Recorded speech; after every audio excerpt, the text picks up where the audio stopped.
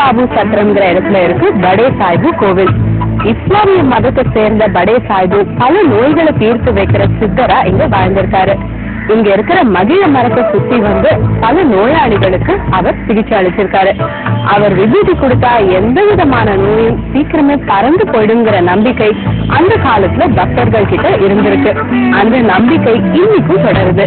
புதுச்சேரியில் இருந்து விழுப்புரம் செல்லும் வழியில் வில்லியனூரை அடுத்து சுற்றிலும் வயல்கள் சூழ்ந்த பாதையில் போனால் சின்னபாபு சமுத்திரம் கிராமம். இங்கு இருக்கிறது பழமையான படே சாஹிபு ஆலயம். உருளை வடிவத்தில் கோபுரம், அதில் ஒற்றை கலசம், கோவில் முகத்தில் படே சாஹிபுவின் சிலை, வலது மூலையில் வெண்கல மணி, எதிரே கற்பூரம் ஏற்றுவதற்கான இடம். நான் மகானை வார வாரம் தரிசிக்கிறேன். இங்க வரதுனால எனக்கு எந்த ஒரு பிரச்சனை இல்லாம நல்லபடியா இருக்குது.